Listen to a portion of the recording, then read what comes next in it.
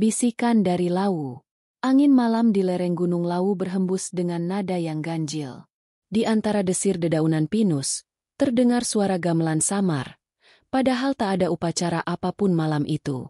Aruna Wiratmaja, peneliti sejarah dari Universitas Gadjah Mada, berdiri di depan pendapat tua peninggalan Majapahit yang nyaris ditelan lumut. Ia datang bukan sebagai wisatawan, melainkan untuk membuktikan satu hal, bahwa kisah Sabdo Palon, sang penasehat spiritual terakhir Majapahit, bukan sekadar legenda. Sejak kecil, Aruna sering mendengar cerita dari kakeknya tentang janji Sabdo Palon, bahwa suatu hari ia akan kembali ketika bumi Jawa diliputi kekacauan, untuk menegakkan kembali tatanan sejati Nusantara. Ia menganggap itu hanya mitos sampai sebuah naskah kuno yang ditemukan di Museum Radia Pustaka Solo menyebut namanya secara eksplisit. Sabda Sang Palon Simbo, penjaga peralihan zaman. Sore itu, ia ditemani Ki Suradipa, juru kunci Lawu yang rambutnya sudah seputih kabut. Pria tua itu menatap Aruna dengan mata yang seperti tahu banyak hal tapi memilih diam. Nah Aruna, Lawu bukan gunung biasa. Ia punya ingatan. Kalau kau datang dengan niat meneliti, jangan lupa kau juga harus menunduk, ucapnya pelan. Aruna hanya mengangguk. Ia menyiapkan alat perekam suara dan kamera. Namun sejak langkah pertama menuju Sendang Derajat, alat-alatnya mati serentak. Hanya bunyi lembut angin dan desir air yang terdengar. Dari balik kabut, muncul samar sosok berpakaian lurik tua, membawa tongkat berukir naga. Aruna tertegun. Sosok itu menatapnya dengan mata yang berkilat seperti bara. Kau mencari Sabdo Palon. Suara itu bergema tanpa bibirnya bergerak. Aku hanya ingin memahami sejarahmu, jawab Aruna terbata. Sejarah tak bisa dipahami, hanya bisa dialami. Dalam sekejap, dunia di sekitar Aruna berputar. Kabut berubah menjadi asap dupa. Hutan pinus lenyap, berganti dengan halaman luas berhiaskan gapura merah bata. Ia melihat prajurit Majapahit berjalan cepat, membawa tombak. Suara gamelan tadi kini jelas, mengiringi upacara besar. Di singgasana batu, berdiri sosok agung dengan sorot mata bijak, Bre Kertabhumi, raja terakhir Majapahit. Di sampingnya, seorang Brahmana berjubah putih berbicara lembut. Sabdo Palon. Aruna merasa jantungnya nyaris meledak. Ia menyaksikan sejarah yang seharusnya sudah mati 6 abad lalu. Namun yang paling menakutkan bukan pemandangan itu, melainkan ketika Sabdo Palon menoleh dan menatap lurus ke arahnya. Waktu berputar kembali. Wahai anak zaman baru, aku menunggu kalian yang datang membawa suara kebenaran. Suara itu begitu nyata hingga Aruna jatuh terduduk. Ia menutup mata, dan ketika membukanya, ia sudah kembali di lereng Lawu. Ki Suradipa berdiri di dekatnya sambil memegang dupa yang baru padam. Kau telah disentuh oleh ingatan gunung, kata sang juru kunci. Mulai malam ini, Sabdo Palon tahu siapa dirimu. Aruna gemetar, mencoba menalar apa yang baru terjadi. Namun sejak kejadian itu, malam-malamnya dipenuhi mimpi aneh. Istana bata merah yang terbakar, para pendeta yang memuja api, dan suara lelaki tua yang berkata, janji itu belum ditepati, dan waktunya hampir tiba. Hari-hari berikutnya, Aruna menemukan perubahan kecil tapi nyata. Di laptopnya muncul file baru bertuliskan, Simbo TXT, berisi kalimat yang tak ia tulis sendiri. Ketika api tua menyala di puncak Lawu, maka Sabdo Palon akan berbicara lagi. Ia merasa ngeri sekaligus tertarik. Apakah gunung itu benar-benar memiliki ingatan? Ataukah roh Sabdo Palon masih menjaga tanah ini? Di kejauhan, Gunung Lawu berdiri tenang di bawah langit jingga. Namun Aruna tahu, malam nanti, ia akan kembali ke pendapat tua itu. Karena misteri ini belum selesai. Dan mungkin, di balik kabut, Sabdo Palon sedang menunggu. Janji sang leluhur. Kabut pagi menggantung tebal di lereng selatan Gunung Lawu. Udara membawa aroma tanah basah dan dupa yang terbakar di kejauhan. Aruna Wiratmaja duduk di serambi rumah Ki Suradipa, menatap secangkir kopi hitam yang uapnya menari pelan. Malam sebelumnya masih menghantuinya. Sosok Sabdo Palon yang muncul dari kabut, istana bata merah, dan suara gaib yang seolah menembus ruang dan waktu. Ki Suradipa sedang menyiapkan dupa di altar kecil. Kau sudah dilihat oleh beliau, katanya tanpa menoleh. Sekarang, jalanmu sudah tidak bisa kembali. Aruna mengernyit. Maksud Ki Sura, beliau itu Sabdo Palon. Pria tua itu mengangguk pelan. Dulu, beliau adalah penasehat agung Majapahit. Saat agama dan kuasa berbalik arah, beliau tidak hilang, hanya bersembunyi di dalam napas bumi. Lawu adalah tempat beliau beristirahat. Tapi kau telah mengetuk pintunya. Kata-kata itu membuat bulu kuduk Aruna berdiri. Ia mencoba menenangkan diri dengan menatap keluar. Di kejauhan, kabut bergulung seperti lautan putih. Aku hanya ingin meneliti. Tapi kenapa rasanya seperti aku sedang ditarik ke sesuatu yang lebih dalam? Ki Suradipa menatapnya dengan sorot mata tajam. Karena darahmu mengenal beliau. Aruna terdiam. Ia tak mengerti maksudnya. Tapi Ki Suradipa tak menjelaskan lebih jauh. Ia hanya menyuruh Aruna menyiapkan diri untuk sebuah perjalanan. Tirakat malam di Sendang Derajat, tempat para leluhur konon melakukan semedi terakhir sebelum Majapahit runtuh. Menjelang senja, mereka berjalan menembus kabut menuju sendang itu. Jalannya licin dan sunyi. Hanya bunyi lonceng kecil diikat pinggang Ki Sura yang memecah kesunyian. Di tengah perjalanan, Aruna melihat ukiran batu aneh di dinding tebing, seperti wajah manusia bertaring yang tersenyum. Apa ini peninggalan Majapahit juga? Tanyanya. Ki Sura hanya berbisik. Itu Simbo, penjaga pintu gaib. Jika dia tersenyum padamu, berarti kau sudah diizinkan lewat.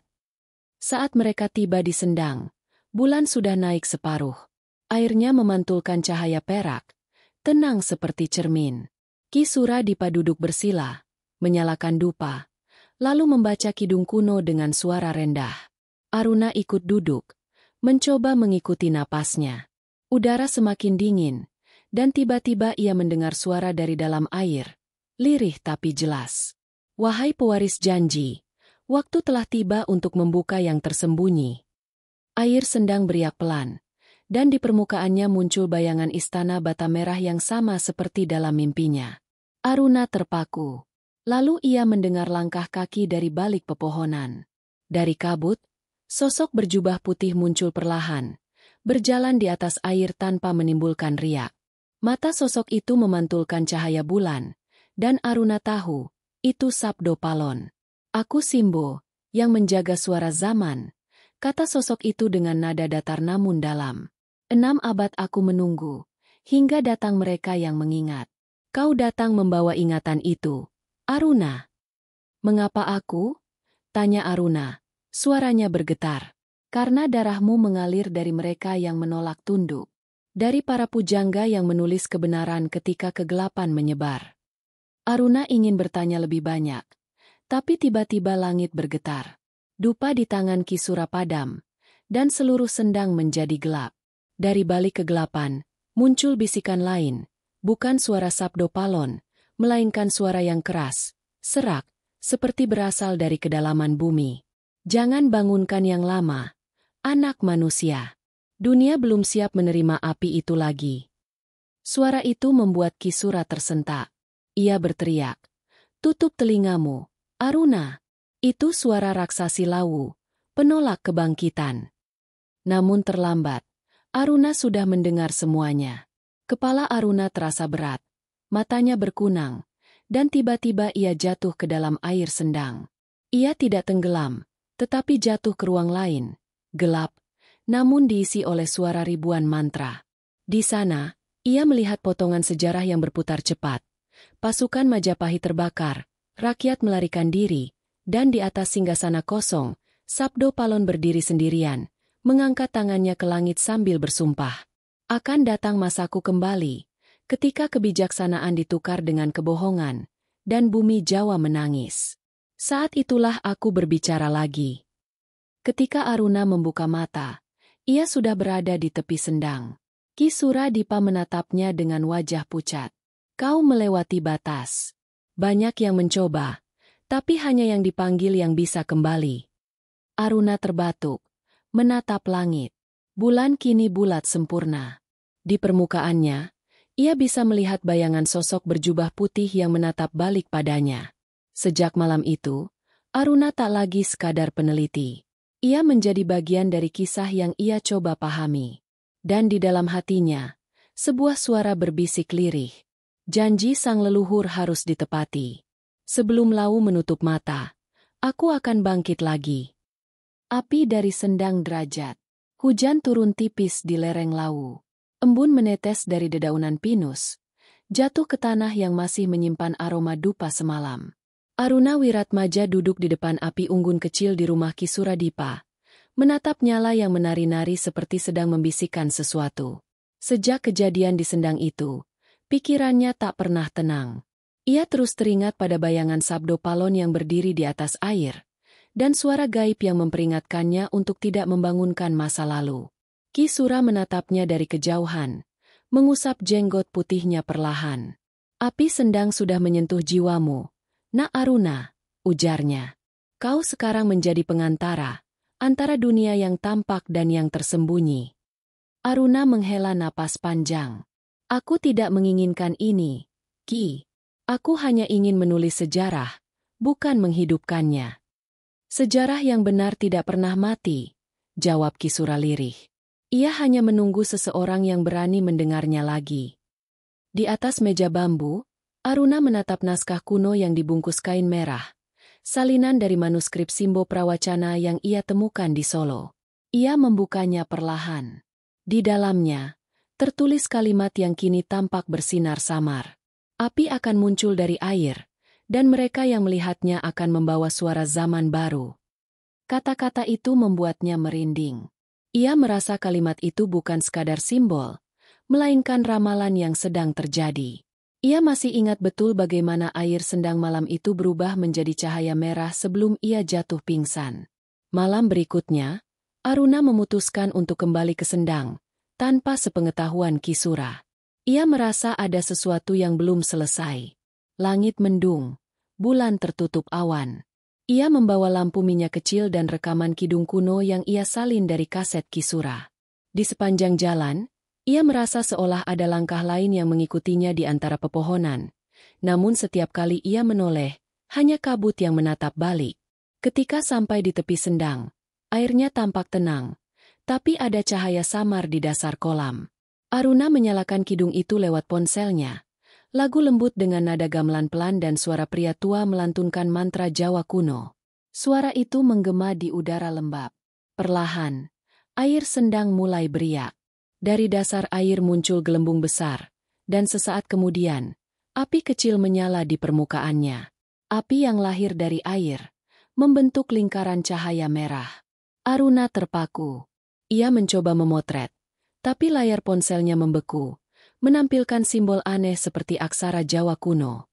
Tiba-tiba api itu memanjang, membentuk bayangan tubuh manusia. Dari tengah nyala api, suara Sabdo Palon terdengar. Kau telah membuka pintu yang dijaga 6 abad lamanya. Tapi pintu itu bukan hanya menuju terang. Aruna mundur, namun api itu bergerak mengikutinya. Dalam nyala merah, muncul bayangan wajah-wajah, para prajurit, pendeta, dan rakyat Majapahit yang gugur dalam perang. Mereka berbisik bersamaan, seolah menuntut sesuatu. Tegakkan janji, kembalikan keseimbangan, bangunkan tanah ini dari tidur panjangnya. Aruna jatuh berlutut. Air matanya bercampur dengan hujan. Ia berteriak, "Apa yang kalian inginkan dariku?" Suara Sabdo Palon menjawab, datar tapi bergema dari segala arah. Janji harus ditepati. Aku telah bersumpah di hadapan langit dan bumi, ketika kebohongan menindas kebenaran. Kau, Aruna, adalah pembawa kata itu di zamanmu. Tiba-tiba api di sendang meledak ke langit, menyalakan langit malam menjadi merah darah. Kilat menyambar puncak Lawu, dan dari arah gunung terdengar gemuruh seperti suara gong raksasa. Ki Suradipa yang sedang berdoa di rumah mendadak terbangun. Ia tahu sesuatu telah terjadi. Dengan tongkatnya, ia berlari menembus kabut menuju sendang. Saat tiba, ia menemukan Aruna terduduk di tanah. Tubuhnya basah kuyup tapi matanya bersinar aneh, seperti menyimpan cahaya dari dalam. "Aruna!" Apa yang kau lakukan? Aruna menatapnya dengan wajah pucat. Api itu, Ki, ia hidup. Ia berbicara padaku. Ia bilang waktu sudah tiba. Ki Sura terdiam lama, lalu berlutut di sampingnya. Kalau api itu sudah bangkit, maka tanda pertama kebangkitan Sabdo Palon sudah dimulai. Dunia akan berubah, Nak Aruna, dan kau tidak bisa menghindarinya lagi. Aruna menatap langit. Di puncak Lawu, samar terlihat cahaya merah menari di antara awan. Hujan berhenti seketika, dan dari kejauhan terdengar gamelan tua, memainkan nada yang sama seperti di dalam mimpinya. Dalam dirinya, Aruna tahu sesuatu telah terlepas dari penjagaan masa lalu. Api dari sendang bukan sekadar fenomena. Itu adalah panggilan, dan ia telah menjawabnya. Bayangan di puncak Lawu. 3 hari setelah, api sendang muncul. Langit di atas Gunung Lawu tidak lagi sama. Kabut yang biasanya lembut kini terasa berat, seperti mengandung bisikan dari masa lalu. Burung-burung jarang terdengar, dan penduduk desa lereng mulai resah. Mereka berkata bahwa pada malam hari, dari arah puncak, tampak cahaya merah berputar seperti obor raksasa. Sebagian percaya itu pertanda buruk, sebagian lain menyebutnya tanda kebangkitan. Aruna Wiratmaja duduk di beranda rumah Ki Suradipa, memandangi naskah kuno yang kini tak lagi diam.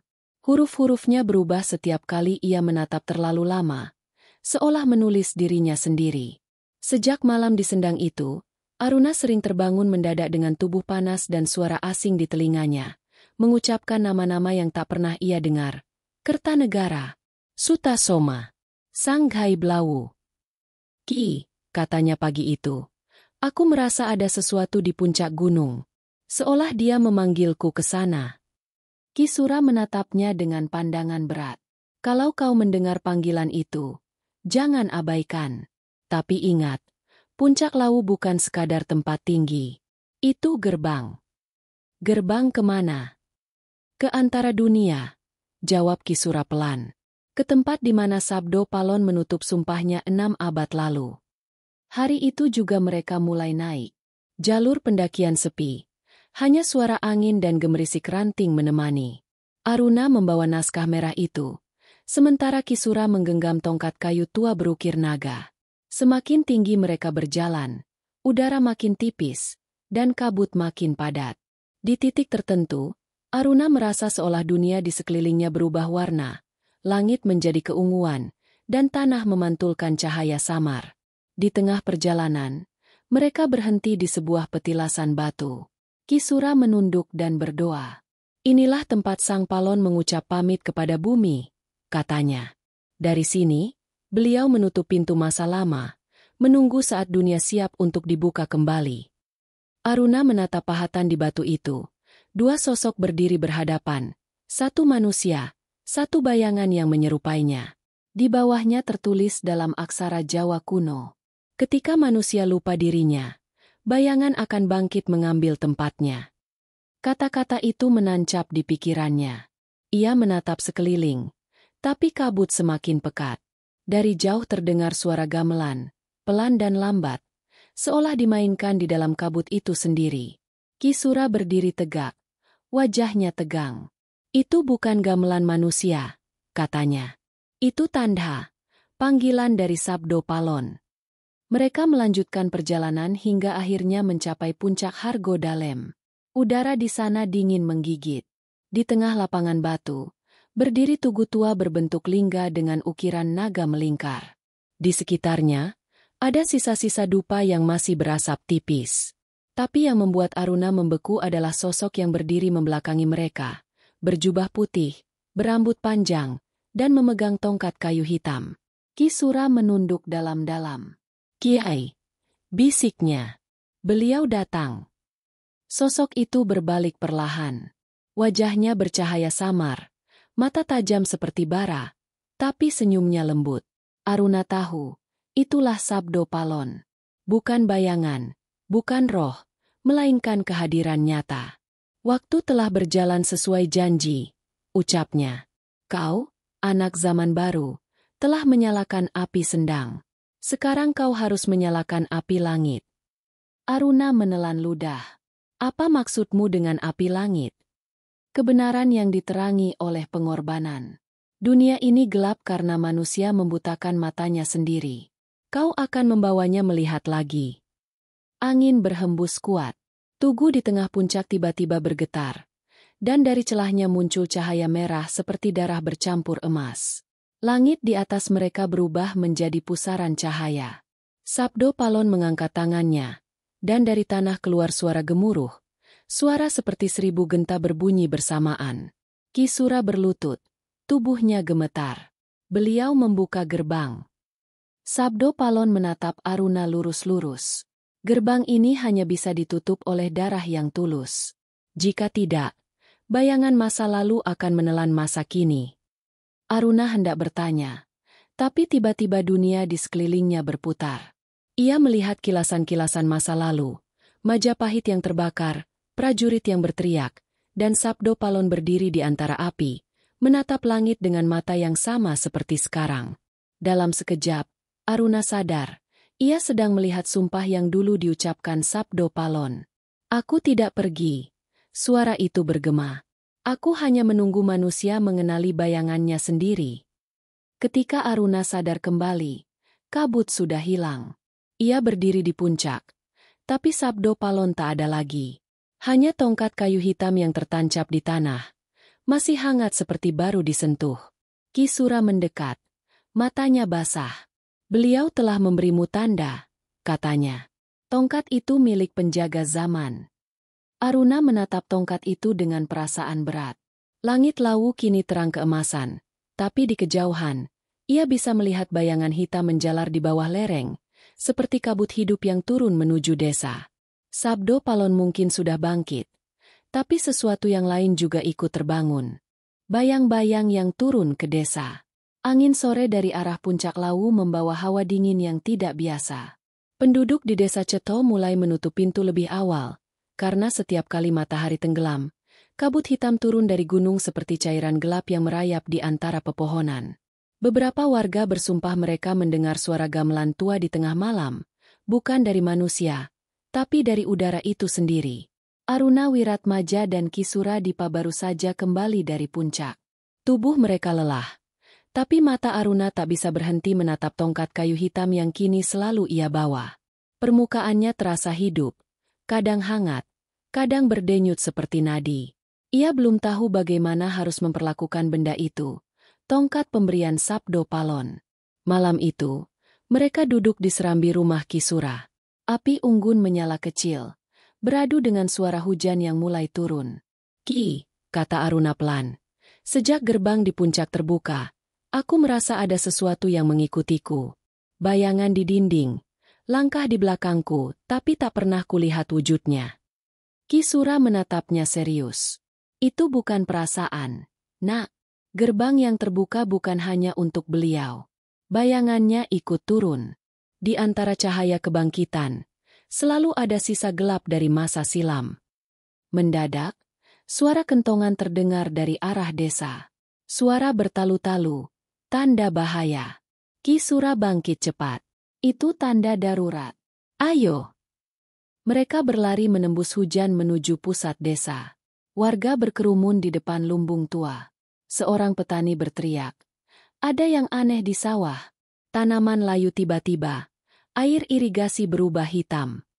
Ketika Aruna dan Ki Sura tiba di tempat, mereka terkejut. Air yang mengalir dari parit memang berubah warna menjadi pekat, seperti tinta hitam. Dari dalamnya keluar gelembung-gelembung kecil, dan sesekali, seperti ada bayangan tangan yang muncul sebentar lalu menghilang. Ki Sura berjongkok, mencelupkan ujung tongkatnya. Ia bergumam dalam bahasa Jawa Kawi, mantra penolak roh. Tapi air itu mendesis, seolah membakar tongkatnya. Ini energi dari gerbang Lawu, katanya serius. Sisa dari sumpah lama yang bangkit tanpa wujud. Mereka mencari tuannya. Aruna menatapnya tak mengerti. Tuannya? Maksud Ki Sabdo Palon. Ki Sura menggeleng pelan. Bukan beliau. Bayangan beliau. Dalam setiap cahaya kebijaksanaan, ada cermin kebalikannya. Roh yang disebut Simbo Bayang. Dulu dia dikurung di dalam sendang, tapi saat api bangkit, kurungan itu pecah. Aruna merasakan hawa dingin merayap di punggungnya. Ia menatap air hitam itu dan mendengar bisikan pelan. Aruna! Aruna! Suaranya lembut, hampir meniru suara Sabdo Palon, tapi lebih berat, lebih dalam, seperti berasal dari perut bumi. Ia mundur selangkah, wajahnya pucat. Ki, dia tahu namaku. Ki Sura segera mengibaskan dupa dan menancapkan tongkatnya ke tanah. Asap putih tebal keluar dari ujungnya, menutupi seluruh area sawah. Suara bisikan itu hilang, tapi hawa dingin tetap tinggal. Warga desa berlari ketakutan. Setelah semua tenang, Ki Sura duduk di tepi jalan, napasnya tersengal. Ini baru awalnya. Jika bayangan itu menemukan bentuk, maka Lawu akan kehilangan keseimbangannya. Gunung yang tidur bisa marah. Aruna terdiam.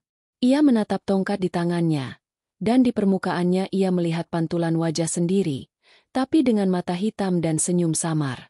Ia segera melemparkan tongkat itu, terkejut. Namun tongkat itu justru melayang kembali dan menempel di telapak tangannya, seolah menolak dilepaskan. Malam berikutnya, Aruna tidak bisa tidur. Di dalam mimpinya, ia berdiri di halaman istana Majapahit. Api berkobar di sekelilingnya, dan dari balik asap muncul sosok yang menyerupai Sabdo Palon, tapi matanya hitam tanpa bola. Suaranya bergema seperti dua orang berbicara bersamaan. Kau membuka pintu untukku, Aruna. Kini, biarkan aku melanjutkan tugas yang ditinggalkan. Kau bukan Sabdo Palon, Aruna menjerit. Benar. Aku adalah bayangannya. Simbo. Suara yang dipendam dalam keheningan 6 abad. Kau telah memanggilku. Aruna terbangun dengan tubuh basah oleh keringat. Ki Sura sedang duduk di dekat pintu, memperhatikan. Aku tahu, kata pria tua itu. Kau sudah bersentuhan dengan Simbo. Ia akan berusaha memakai tubuhmu, karena hanya manusia yang bisa menyeberang 2 dunia. Aruna menggigit bibirnya. Jadi aku sekarang, jembatan. Lebih dari itu, jawab Ki Sura dengan tatapan dalam. Kau adalah cermin. Jika kau goyah, maka dunia ini akan menjadi bayangan dari dirinya. Di luar, angin bertiup kencang. Kabut turun lagi dari arah puncak. Kali ini lebih cepat, lebih tebal. Dari kejauhan terdengar suara gamelan disertai pekik aneh. Setengah nyanyian, setengah jeritan. Aruna berdiri, menatap ke arah gunung. Di balik kabut, tampak kilatan merah samar. Ki Sura berdiri di sampingnya. Waktunya semakin dekat, katanya. Sabdo Palon telah bangkit. Tapi Simbo juga telah menemukan jalannya. Dan malam itu, desa Cetho resmi menjadi perbatasan antara dunia manusia dan dunia bayangan. Simbo, suara dari dalam diri. Hari-hari setelah turunnya kabut hitam dari Lawu menjadi masa paling sunyi dalam hidup Aruna Wiratmaja. Desa Cetho seolah kehilangan warna. Langit selalu abu-abu, ayam jantan berhenti berkokok, dan malam tiba lebih cepat dari biasanya. Orang-orang mulai berbicara dengan suara pelan, seakan takut ada sesuatu yang mendengarkan. Aruna berdiam di rumah Ki Suradipa, tapi kedamaian pun sudah tidak lagi tinggal di sana. Sejak malam ketika air irigasi berubah hitam, Aruna merasa dirinya tidak sepenuhnya sendiri. Di setiap pantulan air, ia melihat bayangan yang tidak mengikuti gerak tubuhnya. Kadang bayangan itu tersenyum ketika ia sedang murung, atau menatap lurus ketika ia berpaling. Ki, ujarnya suatu sore, aku bisa mendengar suara di dalam kepalaku. Ki Sura berhenti menumbuk ramuan, menatapnya tajam. Apa yang dia katakan padamu? Aruna menunduk. Dia bilang aku harus meneruskan janji. Katanya, Sabdo Palon telah lama menunggu manusia yang kuat menampung 2 suara dalam satu tubuh. Wajah Ki Sura mengeras. Itu bukan suara Sabdo Palon. Itu Simbo, bayangannya. Ia bukan menuntunmu, tapi ingin mengambil bentukmu. Sejak itu, Ki Sura mulai mengadakan ritual penolak bayangan setiap malam. Ia menyalakan dupa, menggambar garis lingkar di lantai dari abu kelapa, dan membaca kidung kuno. Aruna duduk di tengah lingkar itu, memejamkan mata. Namun di dalam pikirannya, suara Simbo semakin jelas. Apa yang kau takuti, Aruna? Aku bukan musuhmu. Aku bagian dari janji yang kau cari. Kau hanya bayangan, jawab Aruna dalam batin. Bayangan adalah bentuk pertama dari cahaya. Tanpa aku, Sabdo Palon tak akan dikenal. Aku adalah sisi yang menjaga keseimbangan. Kata-kata itu menusuk ke dalam kepalanya. Semakin ia berusaha mengusirnya, semakin dalam suara itu menanamkan akar. Hingga suatu malam, Aruna terbangun dan mendapati dirinya sudah berdiri di luar rumah, di tepi tebing menghadap puncak Lawu. Ia tidak ingat berjalan ke sana. Kabut di sekitarnya bergerak seperti hidup, membentuk wajah-wajah samar yang memanggilnya dengan lembut. Kau sudah setengah jalan, Aruna. Biarkan aku menunjukkan sisanya. Bisik Simbo di telinganya. Aruna merasakan tubuhnya ringan, matanya berdenyut, dan pandangannya tiba-tiba berubah. Ia melihat dunia lain menindih dunia nyata. Bayangan Majapahit lama berdiri di atas desa yang sekarang. Gapura bata merah menjulang. Suara genderang perang terdengar dari jauh. Di tengah semua itu, Sabdo Palon berdiri di bawah cahaya, sementara sosok hitam di belakangnya, Simbo, membisikkan mantra ke telinganya. Aruna berlutut. Napasnya memburu. Ia melihat perang yang dulu hanya ia baca di buku. Rakyat Majapahit melawan pasukan Demak, api membakar istana, dan Sabdo Palon melangkah ke tengah kobaran api, bersumpah di hadapan langit. Tapi kali ini ia mendengar suara lain yang tidak pernah tercatat dalam sejarah. Aku, Simbo, bayangan yang dijauhkan dari terang, bersumpah untuk menyeimbangkan janji Sabdo Palon. Bila manusia menolak cahaya, aku akan membawa mereka ke dalam refleksinya. Aruna menjerit. Dunia di sekelilingnya pecah seperti kaca. Ia tersadar di tanah. Tubuhnya menggigil. Ki Suradipa menemuinya di tepi jurang dengan mata khawatir. Kau berjalan sambil tidur. Nak, suaramu memanggil sesuatu dari atas sana. Aruna terisak. Dia menunjukkan masa lalu padaku. Tapi aku tidak tahu mana yang benar. Ki, apakah Sabdo Palon sungguh bijak? Ataukah Simbo yang sebenarnya melindungi keseimbangan? Ki Sura menghela napas panjang. Kebenaran dan bayangan tidak bisa dipisahkan, Aruna. Tapi kalau kau memberi tempat bagi Simbo di dalam hatimu, dia akan menguasai tubuhmu. Namun larangan itu datang terlambat. Malam berikutnya, Aruna mulai menulis tanpa sadar. Di buku catatan risetnya, muncul tulisan dalam aksara Jawa kuno yang tidak ia pahami. Ki Sura membacanya dengan wajah pucat. Waktu telah tiba. Penjaga dunia akan bersatu dengan bayangannya. Gerbang kedua akan terbuka di bawah bulan purnama. Ki Sura menatap keluar jendela. Bulan purnama tinggal 2 malam lagi. Ia tahu jika itu terjadi, batas dunia akan benar-benar lenyap. Aruna, katanya pelan. Kau harus melawan suara itu. Jika tidak, kau bukan lagi dirimu. Aruna menatapnya dengan mata merah, setengah sadar. Tapi bagaimana jika aku memang dipilih untuk mempersatukan keduanya? Ki? Bagaimana jika Sabdo Palon dan Simbo bukan 2 musuh, tapi satu roh yang terbelah?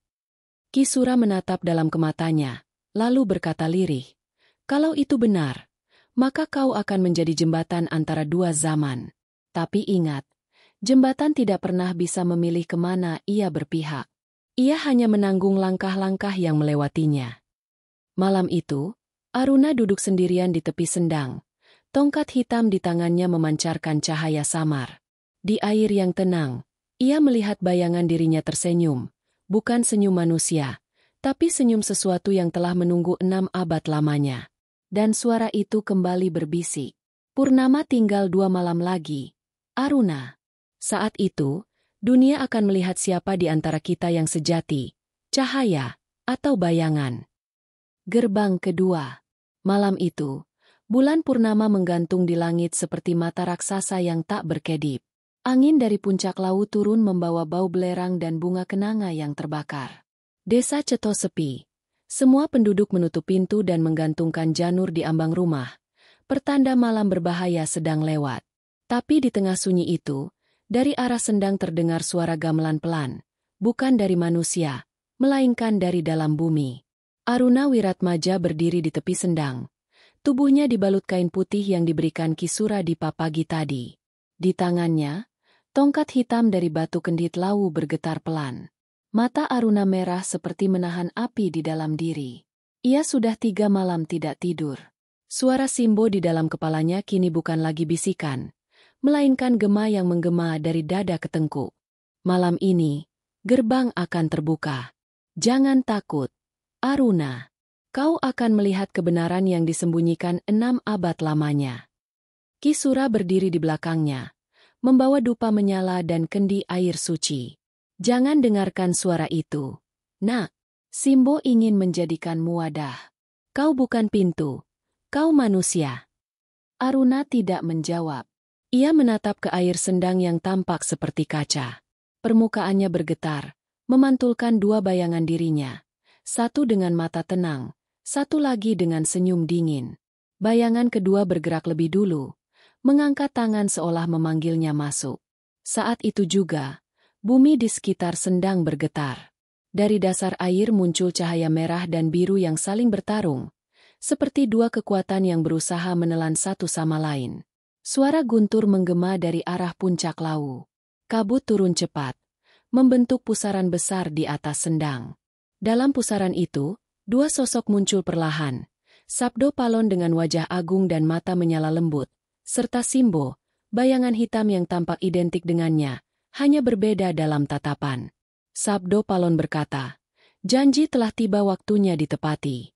Aku datang membawa cahaya kebenaran." Simbo menjawab, "Dan aku datang membawa bayangan yang melindungi keseimbangan." Aruna berlutut, tubuhnya gemetar. Ia merasa 2 kekuatan itu menariknya ke arah berlawanan. Satu sisi dadanya terasa panas seperti terbakar, sisi lain sedingin batu gunung. Ki Sura berteriak di belakangnya, membaca kidung kuno sambil menaburkan air suci ke udara, tapi mantranya pecah, terhempas oleh angin yang tiba-tiba menggila. "Pilih, Aruna," suara Sabdo Palon menggema. "Bawa cahaya ke dunia manusia, biar gelap lenyap.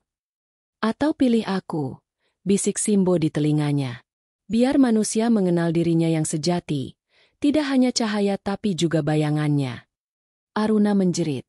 Suaranya pecah di antara badai kabut. Ia merasa seluruh tubuhnya seperti ditarik ke 2 arah. Dalam penglihatannya, muncul gambaran cepat, peperangan Majapahit, rakyat menangis, para biksu berdoa, dan kemudian langit runtuh. Lalu wajah Sabdo Palon yang menangis, serta Simbo yang tertawa pahit di baliknya. Tiba-tiba Aruna sadar, kedua sosok itu bukan musuh. Mereka adalah 2 sisi dari satu roh yang terpecah, akibat sumpah di masa lalu yang tak pernah selesai. Ia mengangkat tongkat batu itu tinggi-tinggi dan berteriak, "Aku tidak akan memilih salah satu. Aku akan menyatukan kalian." Cahaya meledak dari tongkat itu. Sabdo Palon dan Simbo menatapnya bersamaan, lalu mulai mendekat. Tubuh Aruna terseret ke tengah sendang. Air memancar ke segala arah, dan bulan purnama memantulkan sinar yang menembus tubuhnya. Dalam sekejap, kedua sosok itu melebur menjadi satu cahaya besar yang masuk ke dalam dada Aruna. Ia menjerit keras, lalu terdiam. Kabut perlahan menghilang. Ki Sura mendekat, lututnya gemetar. Ia melihat Aruna masih berdiri di tengah sendang, tapi kini matanya bercahaya. Satu mata berwarna emas, satu lagi hitam pekat. "Aruna?" panggilnya hati-hati. Aruna menoleh perlahan. Suaranya bukan lagi satu, tapi 2 yang bersamaan, bergema dalam harmoni aneh. Gerbang kedua telah terbuka. Ki Sura. Dunia lama dan dunia baru kini bersinggungan. Cahaya dan bayangan telah menjadi satu. Ki Sura jatuh berlutut. Suaranya bergetar. "Apa yang telah kau lakukan, Nak?" Aruna tersenyum samar. "Yang semestinya dilakukan sejak lama. Janji Sabdo Palon bukan tentang kemenangan, tapi keseimbangan. Dan Simbo bukan musuh, hanya sisi lain dari kebenaran." Di langit, bulan purnama terbelah 2 sebelum akhirnya menyatu kembali, memancarkan cahaya keemasan yang menutupi seluruh desa. Dari kejauhan, gong besar di puncak Lawu berbunyi sekali, dalam, berat, dan menandai sesuatu yang telah berubah untuk selamanya. Air sendang kini tenang kembali, tapi siapapun yang menatapnya bisa melihat dua pantulan Aruna di permukaannya. Satu tersenyum lembut, satu dia menatap balik tanpa ekspresi. Ki Sura menatap muridnya dengan mata basah. Kalau gerbang kedua sudah terbuka, katanya lirih, maka dunia akan mulai belajar menatap bayangannya sendiri. Aruna menatap ke arah gunung. Di angin malam, ia mendengar suara Sabdo Palon dan Simbo bersatu dalam satu kalimat yang bergema di dalam dadanya. Janji telah ditepati, tapi perjalanannya baru dimulai. Tanah yang bernafas. Sejak malam gerbang kedua terbuka, dunia di lereng Lawu tidak lagi sama. Kabut yang dulu hanya turun di pagi hari kini melingkupi desa sepanjang waktu, membawa aroma dupa dan tanah basah. Pohon-pohon menumbuhkan daun baru dalam semalam, tapi di balik kesuburan itu, udara terasa berat, seolah bumi sedang menahan napas. Aruna Wiratmaja bangun di rumah Ki Suradipa setelah 3 hari pingsan.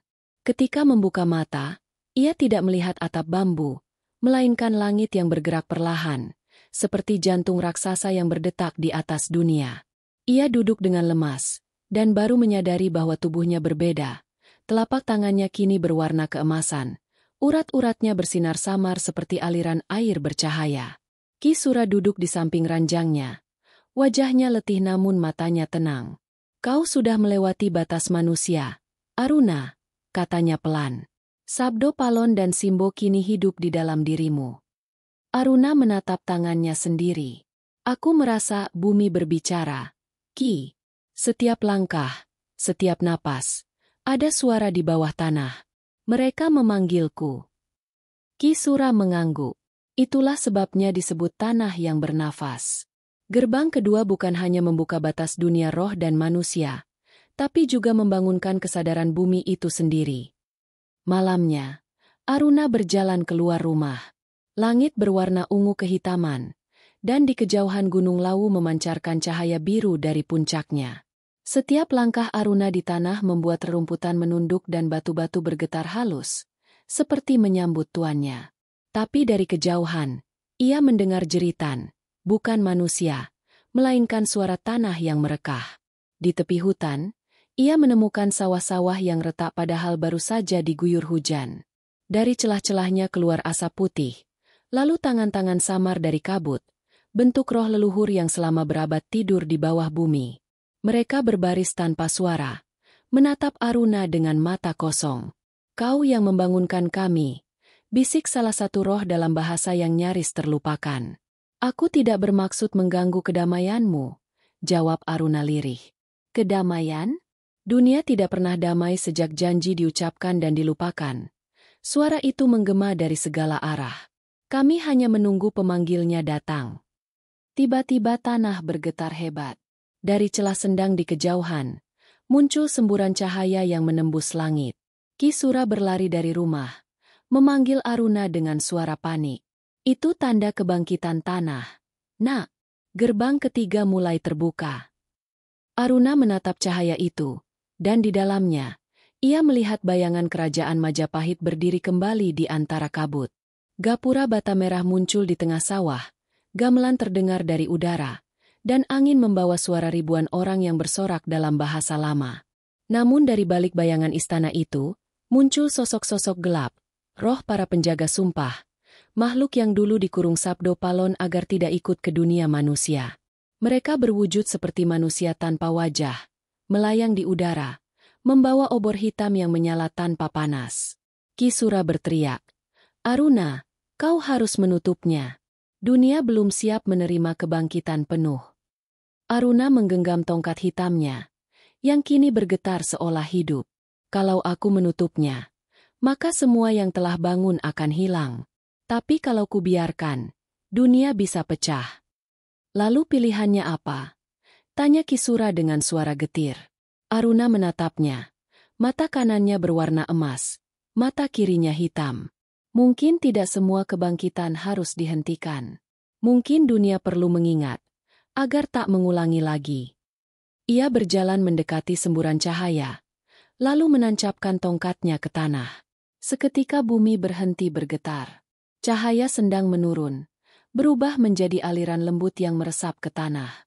Roh-roh yang tadi berdiri mulai kembali masuk ke bumi, tapi sebelum lenyap, mereka menunduk ke arah Aruna, seperti memberi hormat. Ki Sura mendekat, napasnya tersengal. Kau berhasil menenangkannya. Tapi apa yang kau lakukan sebenarnya? Aruna memejamkan mata. Aku tidak menutup gerbang. Aku hanya mengatur napasnya. Bumi tidak boleh dibungkam, tapi juga tidak boleh dibiarkan berteriak. Langit mulai terang. Fajar menyapu puncak Lawu, dan untuk pertama kalinya sejak kejadian itu, burung-burung berkicau lagi. Tapi Aruna tahu, ini bukan akhir. Ia masih bisa merasakan dua kekuatan di dalam dirinya. Sabdo Palon yang membawa kebijaksanaan lama, dan Simbo yang menjaga keseimbangan melalui bayangan. Di kejauhan, dari balik kabut, tampak bayangan kota besar di masa depan. Menara-menara logam, cahaya kendaraan melintas cepat, dan manusia berjalan tanpa menatap tanah. Dalam hatinya, Aruna mendengar suara lembut Sabdo Palon berbisik. Dunia modern telah lupa bahwa tanah masih bernafas. Aruna menatap ke arah bayangan masa depan itu, lalu berkata pelan, "Kalau begitu, tugasku belum selesai. Aku harus membawa mereka kembali mendengar suara bumi." Ki Sura menatapnya dengan wajah campur bangga dan takut. "Kau bukan lagi penulis sejarah, Aruna. Kau kini penjaga antara masa lalu dan masa depan." Aruna menatap sendang yang kini tenang. Airnya jernih seperti cermin. Dalam pantulannya, ia melihat tiga bayangan. Dirinya, Sabdo Palon, dan Simbo, berjalan bersama ke arah puncak gunung. Dan bumi di bawah kakinya bergetar lembut, seperti sedang bernapas pelan. Kembalinya Sang Janma. 7 hari telah berlalu sejak tanah berhenti bergetar. Desa Ceto kembali hidup. Anak-anak berlarian di pematang.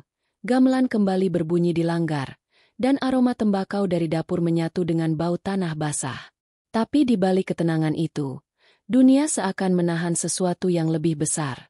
Aruna Wiratmaja duduk di bawah pohon beringin tua, menatap sendang yang kini memantulkan bayangan langit biru. Di sampingnya, Ki Sura Dipa membakar dupa dan menulis sesuatu di lontar usang. "Apa yang kau tulis, Ki?" tanya Aruna tanpa menoleh. Ki Sura menjawab lirih. "Penutup catatan. Agar dunia tahu bahwa sejarah ini pernah terjadi, walau mereka takkan percaya." Aruna tersenyum tipis. Sejarah tak perlu dipercaya. Ia hanya menunggu untuk ditemukan kembali. Sejak penyatuan Sabdo Palon dan Simbo di tubuhnya, Aruna hidup di dua dunia. Saat pagi, ia menjadi manusia biasa, menulis, berjalan, bercakap. Namun di malam hari, suaranya bergema dua lapis, dan bayangannya memanjang bahkan tanpa cahaya. Ia bisa mendengar bisikan roh yang berjalan di antara akar dan batu. Kadang, bumi sendiri berbicara lewat mimpi. Malam ketujuh, bulan sabit muncul di atas puncak Lawu. Angin membawa aroma kemenyan dan bunga kantil. Aruna terbangun dari tidurnya, mendengar suara di luar rumah. Ia keluar, dan mendapati jalan desa bersinar lembut. Bukan dari api, tapi dari ribuan titik cahaya kecil seperti kunang-kunang yang berbaris menuju gunung. "Sudah waktunya." Suara Sabdo Palon bergema dalam dadanya. "Gerbang terakhir menunggumu, Aruna." Namun dari sisi lain, Simbo berbisik. "Kalau kau melewatinya, kau takkan kembali lagi sebagai manusia. Dunia ini masih butuh penjaga. Jangan tinggalkan mereka." Aruna berdiri di tengah persimpangan sunyi itu. Dua suara di dalam dirinya bertentangan seperti arus sungai yang berlawanan. Ia menatap sendang. Airnya kini tampak dalam, memantulkan cahaya bintang yang berputar seperti pusaran. Di permukaannya muncul dua bayangan. Sabdo Palon dengan jubah putihnya, dan Simbo yang diselimuti kabut hitam. Ki Sura muncul dari balik kabut, menenteng tongkat kayu tua. "Aku tahu kau akan ke sini," katanya. "Malam ini, dunia akan memutuskan apakah menutup gerbang selamanya atau membiarkannya tetap terbuka." Aruna menatapnya. "Dan jika gerbang tertutup?" Ki Sura menunduk. Semua yang telah bangkit akan kembali ke tidur panjangnya. Termasuk kau, nak. Hening sejenak. Hanya suara air menetes dan angin yang menggerakkan daun. Aruna menatap Kisura dengan mata yang berpendar lembut. Satu emas, satu hitam. Ki, katanya pelan. Aku bukan lagi hanya manusia. Tapi aku juga bukan dewa. Aku hanyalah jembatan. Dan jembatan tidak abadi. Ia berjalan ke tepi sendang. Cahaya dari air semakin kuat, menelan kegelapan malam. Sabdo Palon dan Simbo berdiri di dua sisi, lalu bersuara bersamaan. Janji telah ditepati. Kini dunia harus memilih bentuk keseimbangannya sendiri. Aruna memejamkan mata. Ia mengangkat tangannya, dan bumi bergetar pelan. Dari dalam tanah muncul akar-akar bercahaya yang melilit tubuhnya lembut, seolah hendak menariknya kembali ke asal. Kisura berteriak, "Aruna, jangan pergi. Dunia masih memerlukanmu." Aruna menoleh, tersenyum. Dunia tidak membutuhkan penjaga, Ki. Dunia hanya perlu diingatkan untuk tidak lupa. Ia menancapkan tongkat hitamnya ke tengah sendang. Seketika air menyala seperti kaca cair. Suara gamelan terdengar. Kali ini bukan dari bumi, tapi dari langit. Aruna melangkah masuk perlahan ke dalam air yang bercahaya. Setiap langkahnya meninggalkan gelombang yang berubah menjadi bunga teratai. Sabdo Palon mengulurkan tangannya. Kau telah menepati janji yang bahkan kami tidak sanggup menyelesaikannya. Simbo menunduk. Dan karena kau, cahaya dan bayangan kini tidak lagi bermusuhan. Ketika air mencapai dadanya, Aruna menatap Kisura untuk terakhir kali. Kalau sejarah ingin ditulis lagi, tulislah bukan tentang perang dan sumpah, tapi tentang keseimbangan. Katakan pada mereka, Sabdo Palon bukan mitos. Ia adalah cermin yang tak pernah padam. Tubuhnya perlahan larut dalam cahaya. Suaranya memudar, tapi gema kata-katanya terus berputar di udara. Sendang kemudian tenang kembali. Airnya memantulkan bulan sabit sempurna. Tongkat batu hitam masih tertancap di dasar, berdenyut seperti nadi. Kisura berlutut di tepi air, menatap pantulan dirinya yang kini bercampur dengan bayangan Aruna. Ia tahu, sang murid telah menjadi bagian dari tanah, dari napas bumi yang hidup. Ia menulis satu kalimat terakhir di lontar usang itu sebelum menutupnya dengan tangan bergetar. Pada malam bulan sabit di Lawu, seorang manusia menepati janji yang ditunda 6 abad. Ia bukan raja, bukan nabi, tapi penjaga yang kembali menjadi napas dunia. Dan sejak saat itu, tanah tidak pernah berhenti bernafas. Pagi datang perlahan. Matahari muncul di balik kabut, menerpa sendang yang kini berkilau seperti emas cair. Di udara, terdengar bisikan samar. Mungkin hanya angin, mungkin sesuatu yang lebih tua dari waktu. Aku masih di sini, menjaga keseimbangan. Karena mitos tidak pernah padam, ia hanya berganti nama.